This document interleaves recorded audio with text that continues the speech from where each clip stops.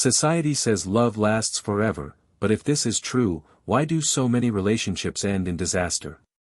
Two individuals start as fire, they end as silence, sometimes even hatred. It's not money. It's not cheating. It's not bad timing. The reality is deeper, and Nietzsche saw it coming. But here's the honest question: if love starts with so much passion, why does it often collapse into agony? And most importantly, was it that collapse, an accident, or was it built into love from the very beginning? Stay with me until the end, because in this video, we'll reveal Nietzsche's dark answer, a reality about love so brutal it could transform how you perceive every relationship in your life. Nietzsche believed this is the initial trap of love, the illusion, the fire that feels never-ending but was only ever smoke. At the very beginning, we don't see an actual person. We see a dream. We see elegance, passion, and enigma, all of it crafted by our imagination. Each message feels extraordinary. Every look seems like destiny. Every flaw becomes hidden in an aura of infatuation. But here's the problem: infatuation is attraction, not compatibility. It's your brain overwhelmed with dopamine, oxytocin, and adrenaline, a hormonal storm that renders you blind. And blindness feels fantastic at the beginning. It feels like eternity, yet no storm lasts forever. Nietzsche warned, there is always some craziness in love, but there is also always some reason in craziness. What people call love can usually be just possession concealed in poetry. We don't fall for the person, we fall for what they give us: approval, comfort, and pleasure. We fall for the way they make us feel. That's not love, that is need. Think about it.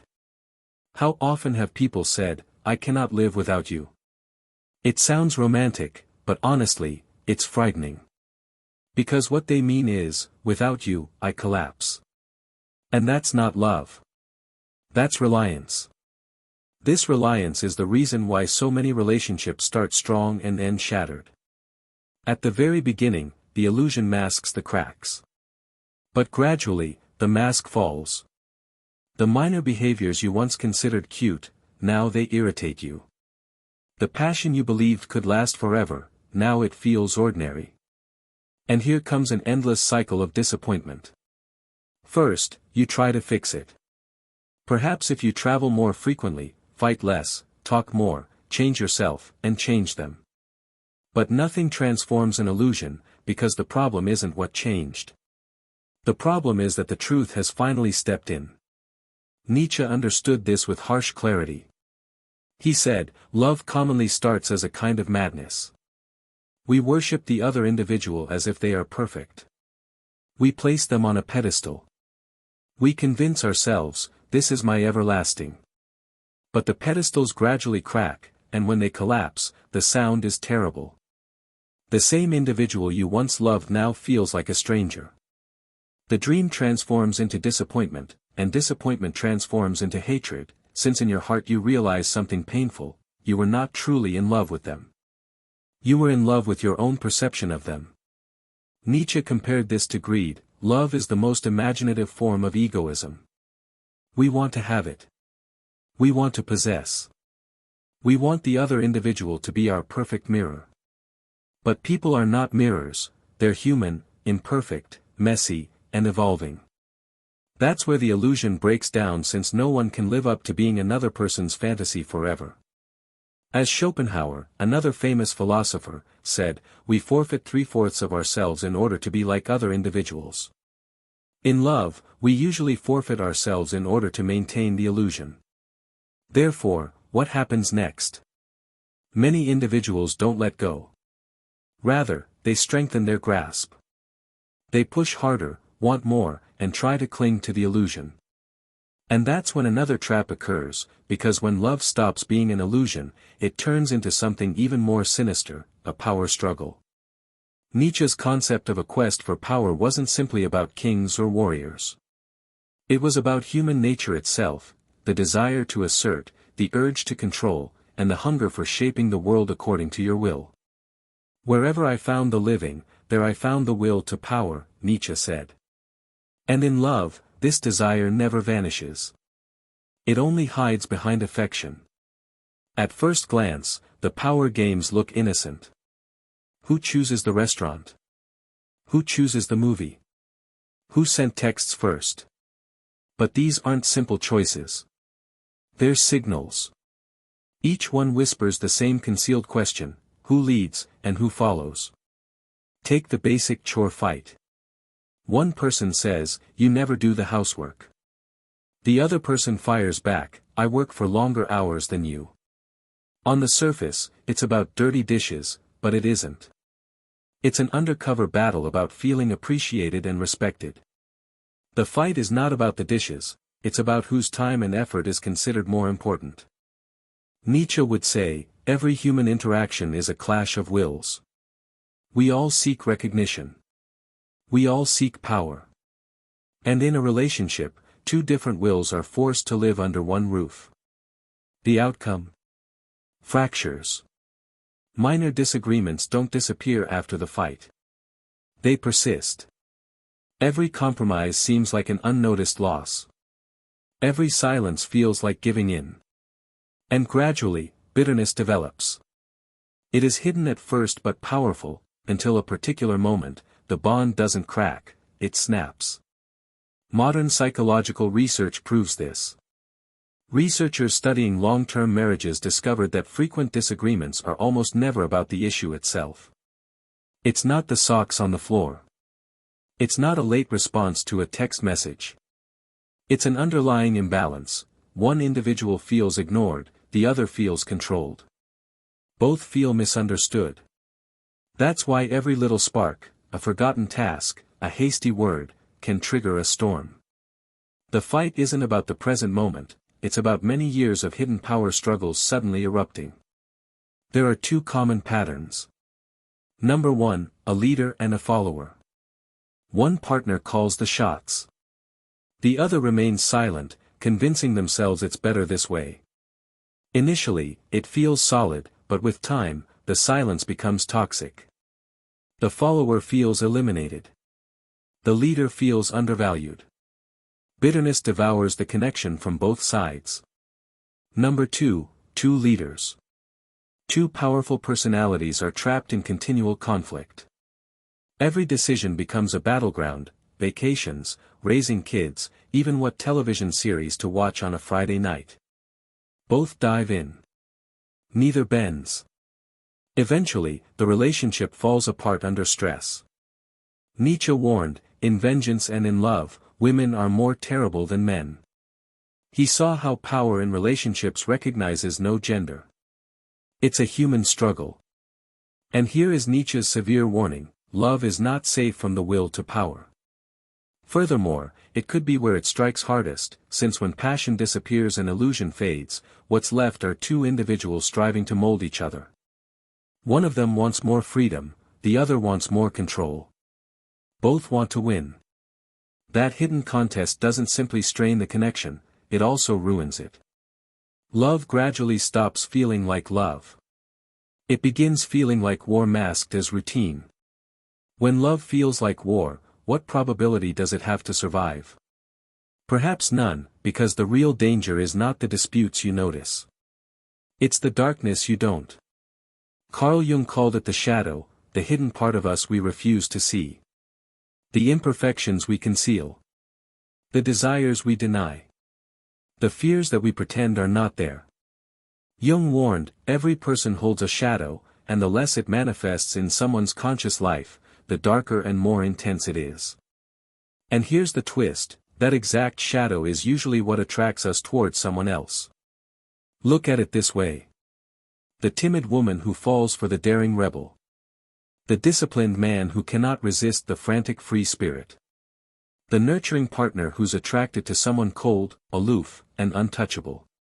On the surface, it appears romantic. Opposites attract. Balance. Two halves creating a whole. But Jung would argue something more profound, that first impression hides a mystery. We feel drawn to people who have the qualities we lack, the parts of ourselves we hide, and the attributes we wish we had, regardless of whether they are bad for us in the long run. This is why most relationships begin with excitement and end with resentment. Initially, her wildness excites him, eventually, it drains him. Initially, his stability comforts her, later on, it exhausts her. What we enjoyed in the beginning becomes the exact thing we despise in the end, because it wasn't love for them. It was a confrontation with ourselves, a reflection we didn't realize we were looking into. Nietzsche would agree, when you look long into a dark hole, the dark hole also looks into you. In love, we look into another individual, but what looks back is usually our own hidden darkness. He believed that love doesn't just heal or elevate, it exposes. It peels off the masks. It discloses more than it comforts. In his perspective, love is pure sincerity. It brings hidden realities into the light, and many individuals cannot deal with that. We believe love will complete us, yet frequently it dismantles us piece by piece. Two individuals come together, thinking they have found their missing part, but as time goes by, they discover what they truly found was their own shadow reflected in another person. The controlling partner discovers their fear of vulnerability. The passive partner discovers their hidden anger. The joker hides distress. The caretaker hides bitterness. And unexpectedly, the attraction that once felt attractive now feels unbearable. This is the hidden danger of love. You don't only meet another person, you meet yourself, the things you intended to avoid. And when those shadows emerge to the surface, the relationship crumbles under the weight. Sometimes it collapses. Sometimes it shatters. So why do many relationships collapse? People believe it's because we chose the wrong partner. It's because we never comprehended the concealed parts of ourselves that we brought to the table. Jung warned, until you make the unconscious conscious, it will control your life, and you will call it fate. Nietzsche emphasized the warning, love cannot protect you from this. It intensifies it. It drives you to face the shadows faster. And the majority of us, unprepared, walk directly into collapse. But here's the secret, if illusion was the first trap and power was the second, then the shadow is the third.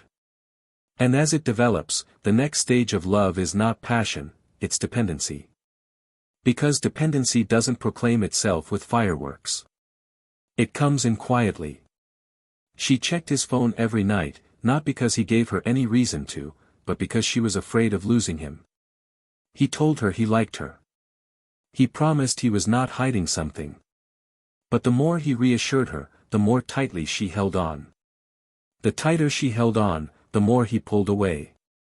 And in the long run, it wasn't betrayal that ended them, it was exhaustion.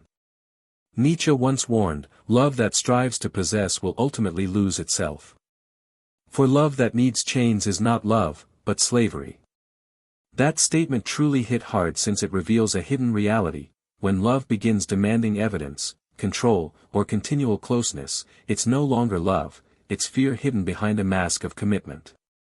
Here's where the contradiction begins, the deeper the bond, the stronger the desire to break free. Think about it. Initially, you desire proximity.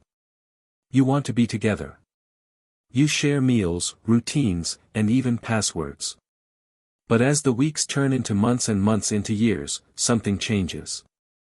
One partner starts to feel the burden, the regular check-ins, the desire for reassurance, the unspoken rule that, together, must always come before, alone, and bitterness develops silently in the background.